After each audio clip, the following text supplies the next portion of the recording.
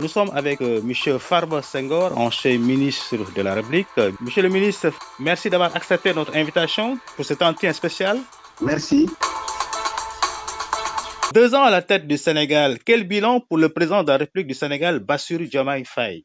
Le bilan du président Bassirou Diomaye Faye est mitigé. Contrasté par 2 années de pouvoir, il n'y a pas encore d'embellie jusqu'à présent et le gouvernement se cherche. Seulement parmi les avancées, on peut noter l'intention du gouvernement, l'intention de restaurer la transparence budgétaire, de réformer la justice, d'améliorer le pouvoir d'achat donc des Sénégalais, de lutter contre la corruption et également la renégociation des contrats sur les ressources énergétiques, notamment les hydrocarbures, les ressources minières, les télécommunications et la suppression d'agences 19 au total.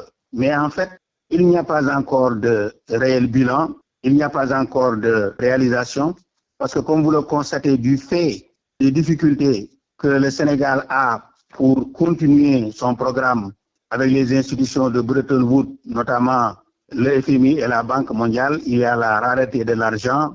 Le Sénégal n'a pas su signer un contrat et ainsi il a dû faire face à une très lourde et le Sénégal est obligé de s'appuyer sur le marché régional de l'UEMOA ou sur l'épargne publique pour assurer le fonctionnement du Sénégal. Ce qui fait qu'il y a vraiment des difficultés un peu partout, qu'on le veuille ou non, du fait du chômage qui n'a pas baissé, parce que les jeunes ont presque perdu de l'espoir. Ils continuent à affluer vers l'Espagne. Il y a également beaucoup de jeunes qui avaient des emplois dans les agences et qui les ont perdus du fait des querelles politiques. On a pu noter aussi qu'il y a ce que le gouvernement appelle rupture, avec la cassure de plusieurs programmes, dont celles qui concernaient plus de 300 à 500 000 familles, des bourses familiales. Il y a aussi Xëyu Ndaw mi, plus de 300 000 jeunes, tout cela, plus les jeunes qui étaient employés dans le programme d'entretien routier. Comment analysez-vous la situation dans le monde rural? Qui fait que vraiment le Sénégal connaît une période de chômage très difficile, avec les difficultés aussi qu'a le secteur du bâtiment, des ponts et de la construction. Dans le monde rural également, on a constaté cette année une campagne électorale très difficile et beaucoup de personnes parlent même d'échec dans la mesure où les paysans n'ont pas pu vendre leur récolte dans les conditions annoncées par le gouvernement, 300 francs le kilogramme d'arachide. Ils ont dû, la plupart du temps, brader les récoltes de 225, 250, 275 au maximum. Ce qui fait que vraiment, il y a une situation difficile pendant ces dernières années. Alors justement, vous avez tout à l'heure parlé de la réforme des contrats pétroliers concernant les ressources pétrolières.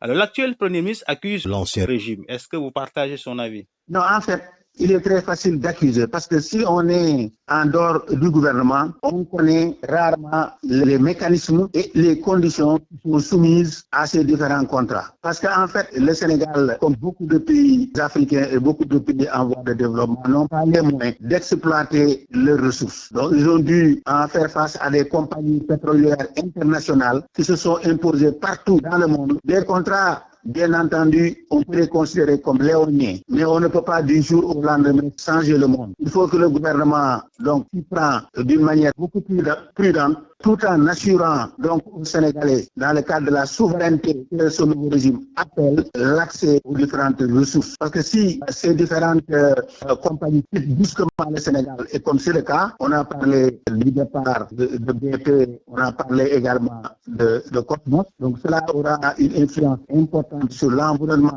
des affaires, parce que ce qu'ils vont raconter à l'extérieur et l'image qu'ils vont propager du Sénégal ne sera pas toujours la meilleure. Mais monsieur le ministre, est-ce une bonne chose de renégocier? C'est une bonne chose de renégocier, mais il faut savoir renégocier. Il faut garantir donc à l'autre partie le minimum possible. Il faut également faire de telle sorte que le peuple sénégalais se reconnaisse donc dans ces nouveaux engagements. Entre réformes engagées, vous l'avez dit tout à l'heure, maîtrise des prix de l'électricité, Et les ambitions pour le secteur agricole, à vous entendre parler, actuellement, rien ne bouge. Maintenant, sur quel levier s'appuyer pour sortir le Sénégal de l'ornière? Non, ça, tout le monde le sait. C'est un problème politique. Le problème est purement politique. Tout le monde sait que le gouvernement qui est arrivé n'a pas beaucoup d'expérience. Donc, la plupart d'entre eux ne se sont pas confrontés à la gestion de l'État. Donc, il est plus facile de s'opposer de l'extérieur, mais il est difficile de faire face à la réalité. Donc, le premier problème, c'est qu'il faut que le gouvernement puisse donc s'appuyer sur l'effort national d'abord avec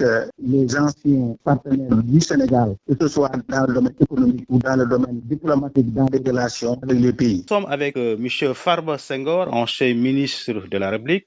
Monsieur le ministre, faut-on se battre au sommet de l'État? Il faudrait également que le gouvernement gouverne avec discernement en évitant donc cette guerre au sommet, cette hiérarchie entre le président de la République Diomaye Faye et son premier ministre. Il croit que légitimement c'est lui qui a porté tout le combat, bien qu'il est premier ministre nommé par le président de la République à qui la Constitution donne le pouvoir de nommer qui il veut et de limoger qui il veut. Je crois qu'il faut que ces rapports-là, soient des rapports sains. Ensuite, on ne peut pas se battre donc au sommet de l'État. On en est arrivé à ce que le premier ministre considère que actuellement, il y a la cohabitation entre lui et le président de la République, ce qui ne tient pas du réalisme. C'est lui, Sonko, le premier ministre, qui a fait le combat. Donc, c'est à lui de tout faire pour que le président puisse, dans les conditions les meilleures, gérer les décisions du pays. Maintenant, à la fin du mandat, il est possible que lui-même, malgré les obstacles qui sont dressés et qui sont des obstacles juridiques pour lui, donc puisse ambitionner à devenir président, mais après ce président-là. Donc, voilà, en somme, il faut que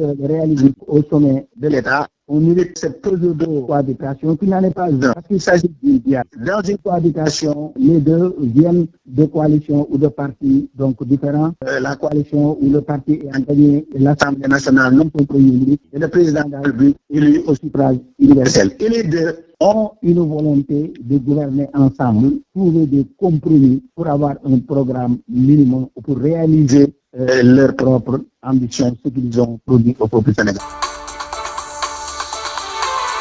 Michel Farba Senghor, ancien ministre de la République, Infomédia 27 vous remercie infiniment. Merci. Et je salue tous les Sénégalais. Merci beaucoup.